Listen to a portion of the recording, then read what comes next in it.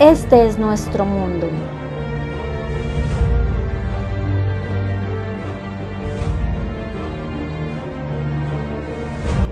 El cual encierra miles de historias, misterios y tesoros escondidos. En América encontraremos estructuras inimaginables creadas por el hombre, así que iniciemos una búsqueda. Comencemos por preguntarnos quiénes fueron los que nos dejaron todas estas herencias.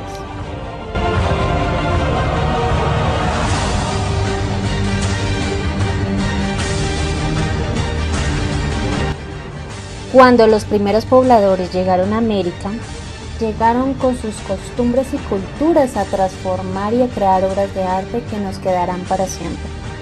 Entonces los primeros pobladores de América llegaron por lo que es Rusia, hacia Alaska, por el estrecho de Bering, y empiezan a bajar. Unos se quedaron por ahí, eventualmente se forman los Cherokees, Miccosukis, otros continuaron bajando por Centroamérica y en lo que es México. Primero estuvieron los mayas, después los aztecas. En México encontramos los mayas, los cuales crearon una gran variedad de estructuras arqueológicas y dejaron un extenso legado arquitectónico, que sitúan la civilización maya entre las más grandes civilizaciones preindustriales del mundo. La arquitectura maya también incorpora textos gráficos y varias formas de arte. En el siglo XII llegaron los aztecas desde el norte de México. Esta tribu consiguió dominar a todos los pueblos a su alrededor, quienes se vieron obligados a rendir tributo. Se dedicaron a colonizar todo el centro de México. Estos también eran reconocidos por construir grandes estructuras. Lo curioso de los aztecas es que desaparecieron sin razón alguna. Lo más probable es que hayan emigrado a otros lugares.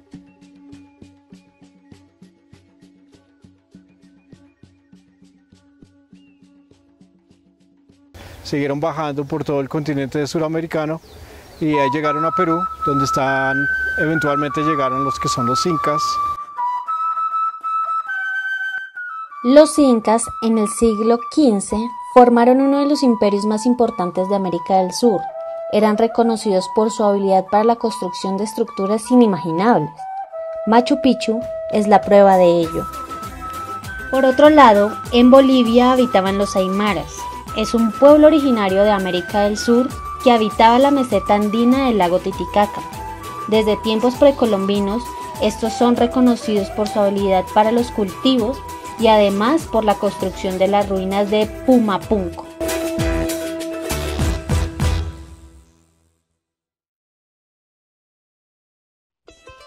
Ahora iremos hasta Colombia.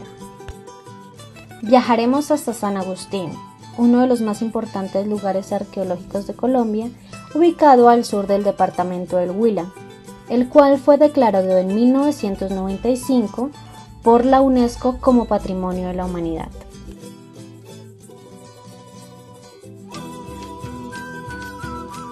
En Facatativá encontraremos un lugar reconocido por muchos como las Piedras del Tunjo, reconocidas así por sus altas estructuras habitadas por los muiscas.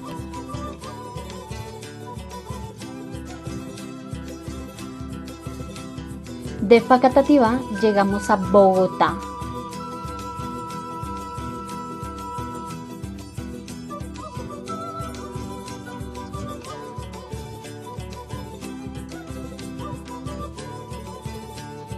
Un lugar con 12 millones de habitantes y con un sinnúmero de humedales, y donde encontramos una de las riquezas que quizás muy pocos conocen, el humedal Jaboque, que queda ubicado en la localidad de Engativá, hacia el occidente de la ciudad.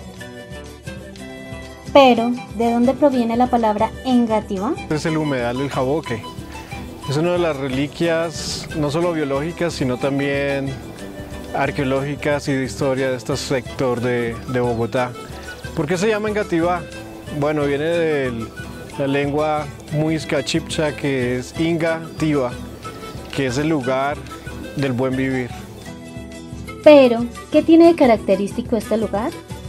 Son unos elementos arqueológicos encontrados en el año 2000. Tras una investigación realizada por John Meyer Muñoz, empezamos a trabajar con la Universidad Nacional y el Acueducto en un convenio que tenían para hacer una investigación aplicada en restauración ecológica.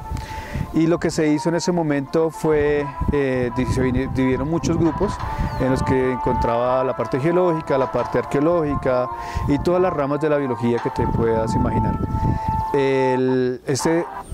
Con base en ese estudio se puede decir que este es uno de los mejores humedales caracterizados en el país y por lo tanto tiene un conocimiento muy vasto.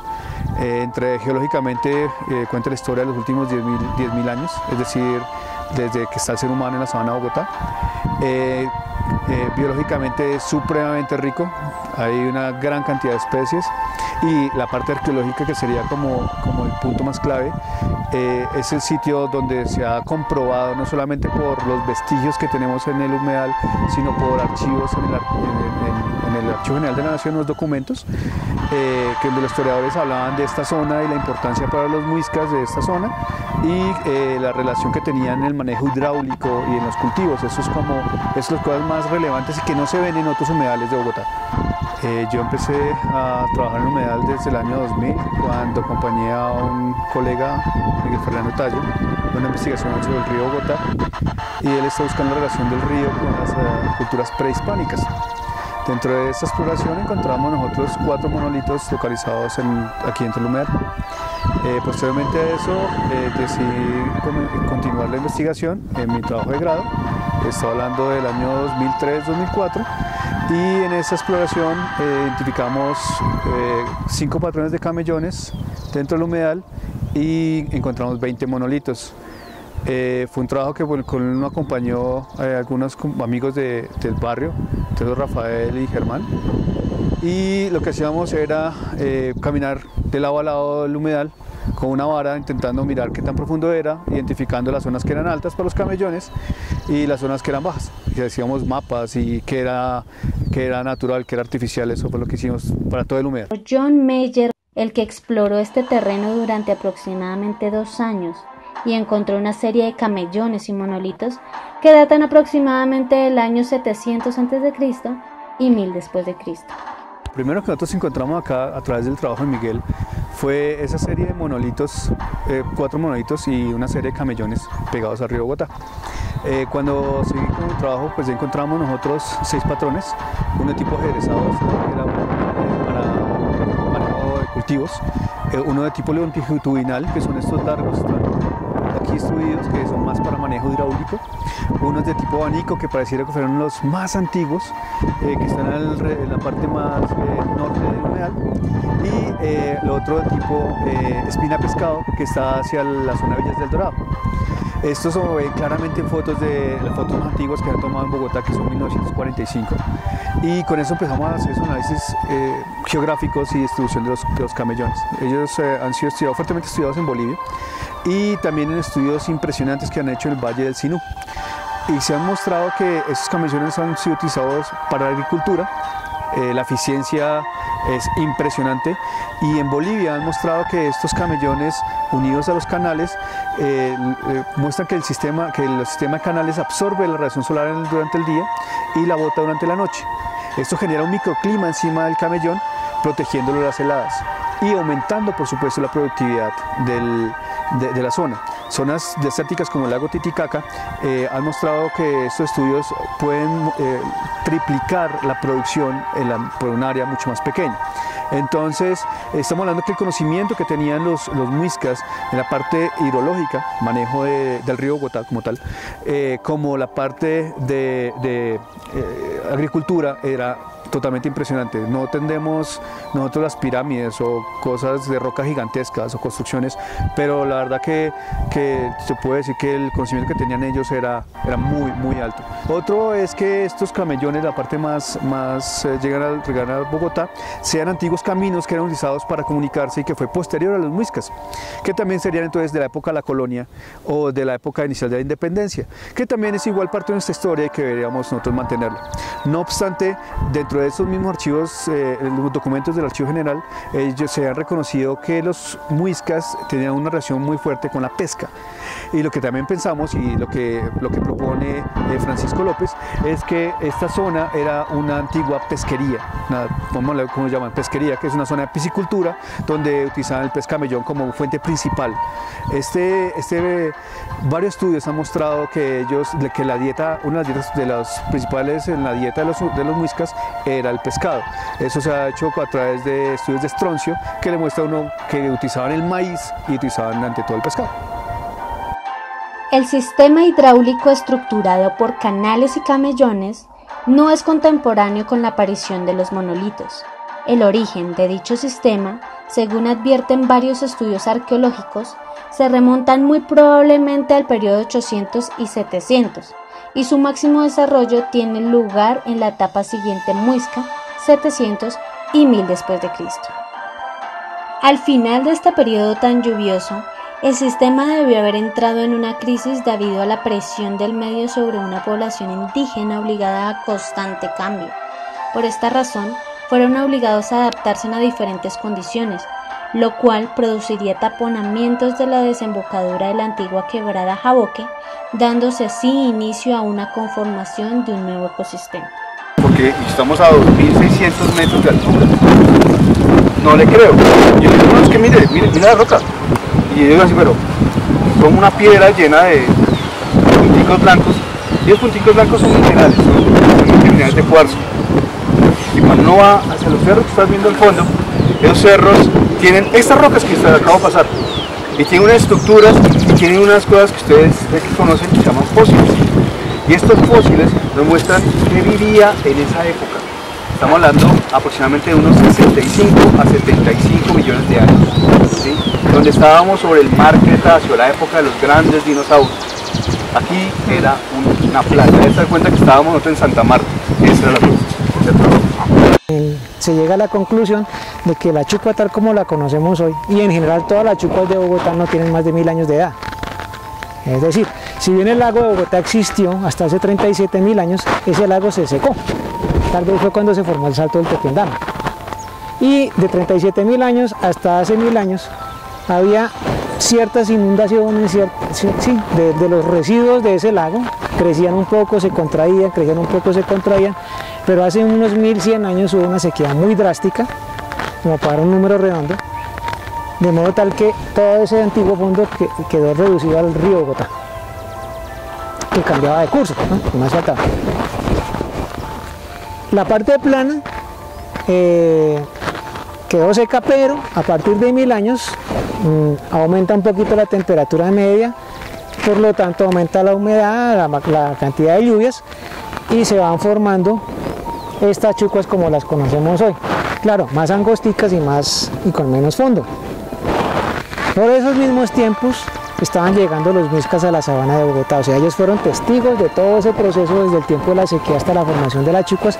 Ellos cuando venían migrando desde Panamá hasta por acá, aprendieron de los indígenas zenúes a cultivar los sitios inundables, con el sistema que en español se llaman camellones, no sabemos cómo le decían las muiscas. Ellos se fueron dando cuenta de que estos cuerpos de agua eran susceptibles de ser usados así. Por lo tanto, en este gran cuerpo de agua, en esta gran chucua, fueron haciendo camellones de diferentes maneras. En los periodos de 1744 y 1758 era muy común el uso de enormes piedras para mojonar terrenos. En los periodos colonial y republicano, lo cual el conjunto de monolitos corresponde a una serie de mojonamientos de linderos en Engativá, llevados a cabo por parte de algunos gobernadores españoles durante esta época. En el año 2000, en el humedal Jaboque se encontraron 20 monolitos, los cuales cada uno posee diferentes características. Bueno, entonces los monolitos son construcciones muy pesadas y largas, pueden ser de 3 metros a unos 6 a 7 metros de longitud, por lo que están clavadas dentro de la profundidad del humedal, más lo que tiene de agua, más lo que alcanzas a ver. Hay unos que posiblemente son de 12 a 15 metros de largo. Lo que sucede con estos monolitos es que no son partidos o no son construidos o pegados, no, es solamente una construcción. Por eso se llama monolito. Mono es uno y lito piedra. Entonces es una construcción de una sola piedra que puede ser de varios tamaños y de varias formas. Hay unos que están apuntando hacia Hunza o Funza, La Calera, Guatavita, y de diferentes formas. Hay hasta uno exclusivo que tiene un hueco en el medio. Dice la leyenda que eso era para tener una comunicación astral o no sé qué era, pero era una forma de comunicación con el universo, tal vez con gente de otro lado del universo. Durante la exploración de la batimetría, mirando qué había y qué no había, fue que empezamos a encontrar los otros monolitos. Entonces íbamos caminando y Rafa en un momento dijo, mira, hay una roca ahí, pues, efectivamente unos monolitos. Encontramos 20 monolitos y la idea en el momento fue saber primero si era muisca o no era muisca. Entonces para eso, durante el trabajo de Miguel, la codirectora de tesis, que era una arqueóloga, Luisa Fernanda Herrera, vino y ella nos confirmó que pareciera ser indígena. Por tal motivo nosotros tomamos una muestra de roca del monolito, hicimos unas secciones delgadas para poderlas ver en el microscopio y buscábamos rocas cercanas, y ahí es cuando fuimos al Cerro Manjuy. Encontramos que las rocas son parecidas y pensamos que en el momento estos trajeron desde el Cerro Manjuy hasta el humedal y los distribuyeron acá. Se han hecho varios estudios con los monolitos porque se ha pensado que esos monolitos tienen que ver con un observatorio astronómico, y en ese observatorio astronómico estaban distribuidos, según lo que dice Harry Marriner,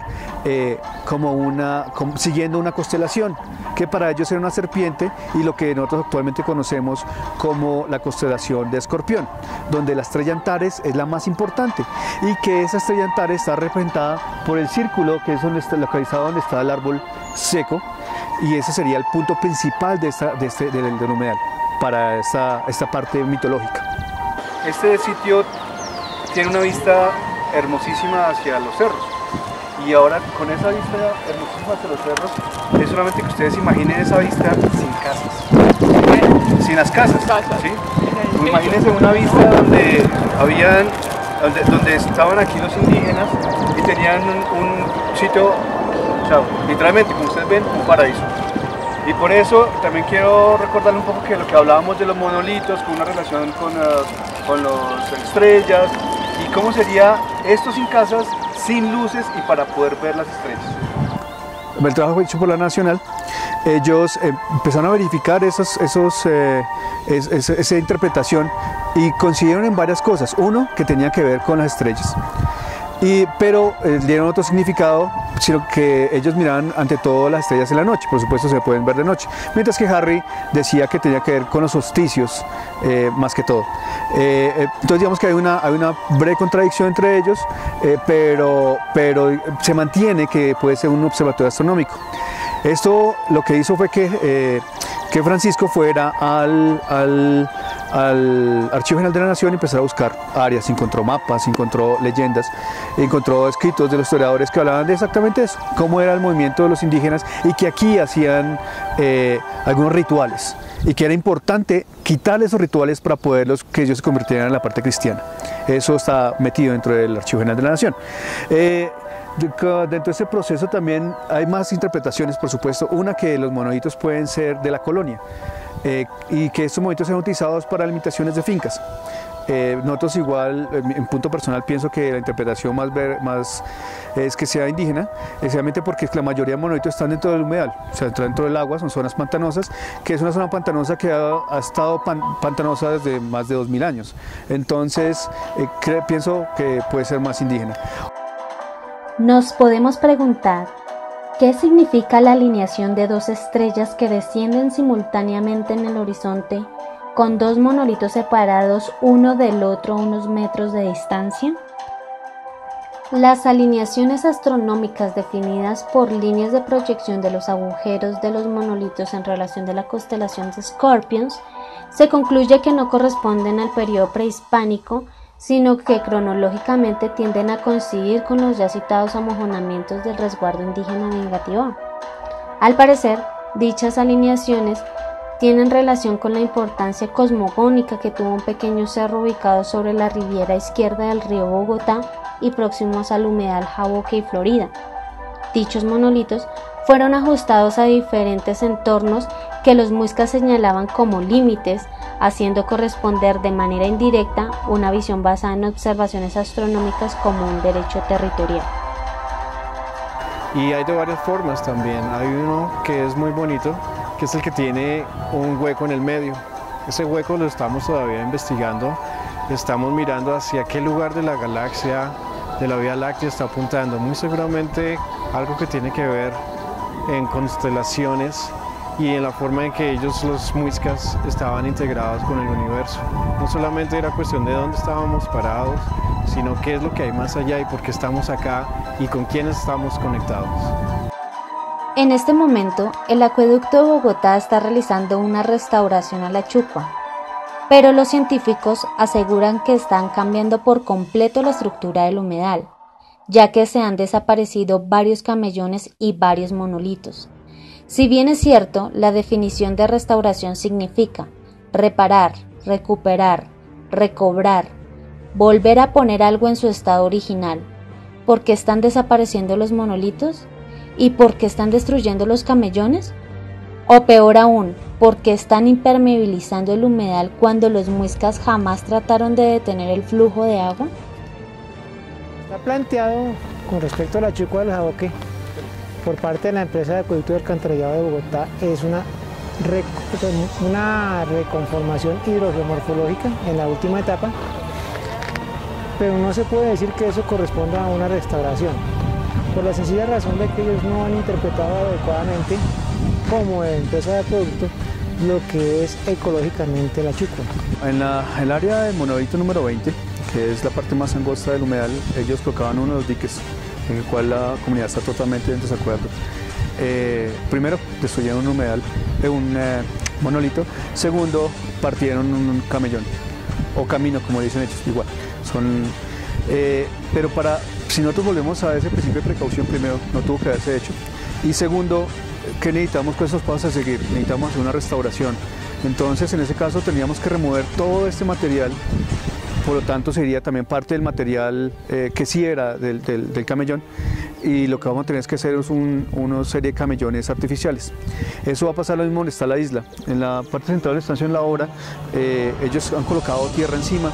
Ellos dicen que ellos no han afectado los camellones, que solamente están tapados, pero el momento que vayas a sacar la tierra para reconformar, si hace la restauración al nivel de los camellones, por supuesto se va a ver material parental.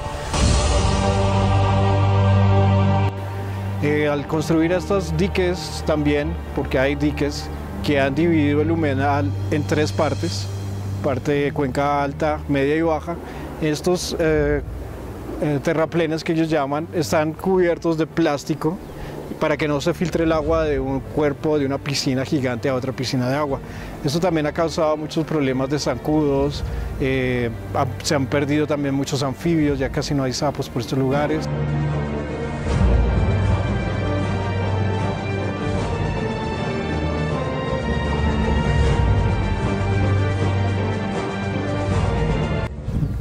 Desafortunadamente estas intervenciones no han tenido en cuenta los estudios que hicimos, y lo que han hecho es que priman los manejos hidráulicos sobre la parte biológica, sobre la parte geológica y la parte arqueológica. Estos ya son elementos secundarios y relegados. Y lo que está haciendo es que con estas intervenciones estamos dañando ese patrimonio que tenemos arqueológico y geológico. Fuera de eso, estamos importando modelos biológicos utilizados en Europa y traídos en libros para intentar ensayarlos aquí dentro de este humedal. Entonces, es decir, estamos creando con estas nuevas obras unos nuevos ambientes que nunca han existido, que es muy diferente a hacer una restauración. Eso en parte ¿Y por qué la comunidad está en contra de eso? Porque la comunidad, a diferencia del acueducto, se ha dado cuenta de la importancia arqueológica que tiene este sitio y quiere preservarlo, a tal punto que en ese momento está luchando para que esta zona sea protegida por el ICANN, sea declarada como una zona arqueológica protegida.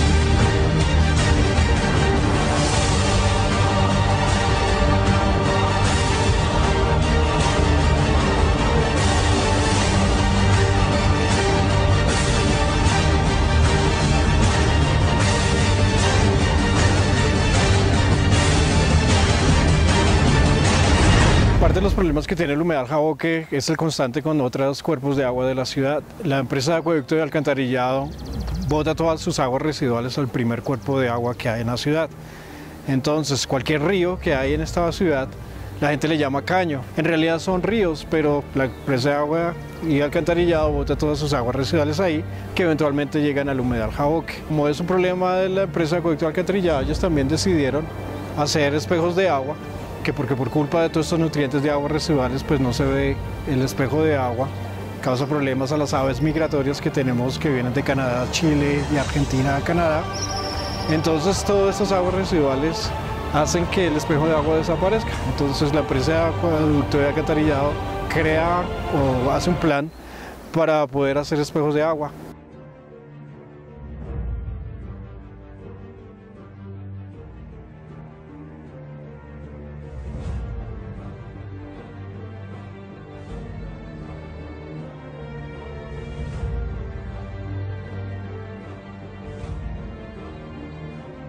Bueno, el humedal Jaboque este año ha tenido una inversión alta para recuperarlo por parte de la empresa de acueducto de Bogotá.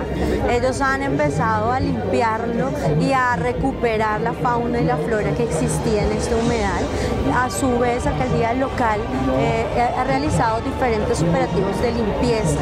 Lamentablemente, la cultura ciudadana no nos permite avanzar, ya que diariamente son botados residuos y escombros a nuestros humedales. Y es por eso que en ocasiones podemos verlos sucios, pero alcaldía local junto con UAESC ha realizado diferentes operativos de limpieza y hemos retirado toneladas de basura del humedal.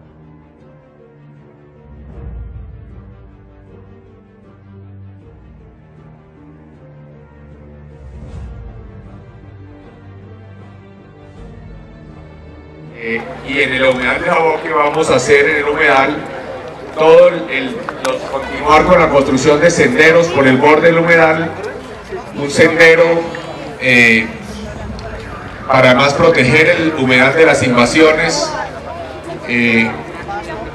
Vamos a seguir trabajando para que haya una posibilidad de ciclorruta por el borde del humedal.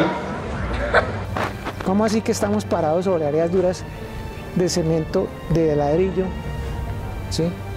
Cuando se sabe que esto impide la intercomunicación del agua freática, que es la que está debajo de la tierra, con el agua de la Chucua. Es una comunicación continua y necesaria. Cuando hay fuertes lluvias, la Chucua recibe agua y le pasa el exceso de agua a la tierra, pero cuando hay pocas lluvias, incluso sequías intensas, es la Chucua la que extrae el agua debajo de la tierra, de modo que la Chucua nunca se seca. Digamos eso en cuanto a su dinámica hidráulica. Aparte de que hay un flujo desde aguas altas hasta el río Bogotá, un flujo partido en dos, según lo demostró el estudio de hidráulica que hizo Daniel Izquierdo, un físico de la Universidad Nacional. Partido en dos, es decir, un flujo laminar continuo en la superficie y un flujo turbulento un poquito más discontinuo en la parte más baja, pero están intercomunicados. Las plantas, estas planticas a las cuales llaman disque maleza acuática, estas plantas frenan un poco el flujo superficial, pero dado que a esta Chucua desde hace mucho tiempo le llegan aguas residuales producto de la urbanización, pues hombre, esas plantas lo que hacen es filtrar esas aguas residuales, entonces necesariamente el flujo tiene que ser más lento.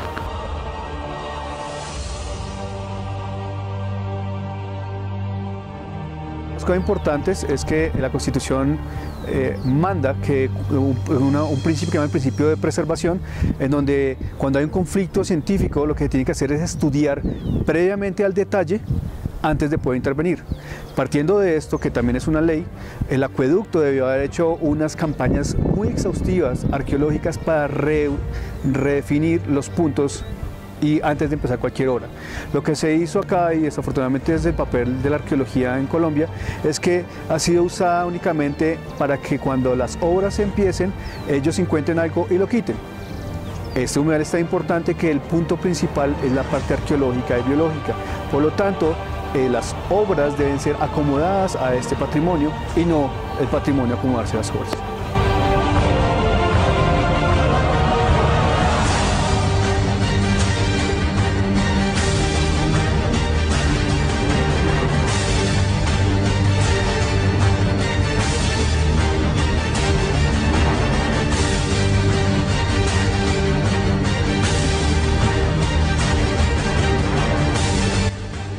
El mundo está atravesando por momentos de crisis, donde el cambio climático es inevitable. La sobrepoblación del hombre está afectando nuestro entorno y no sabemos cuánto tiempo más duremos a este ritmo. Si le agregamos incendios, inundaciones, sequías, catástrofes, problemas de salud y demás situaciones a las que tendremos que prepararnos, al pasar del tiempo se intensificarán. Por esta razón tenemos que cuidar nuestro medio ambiente y proteger nuestras herencias ancestrales.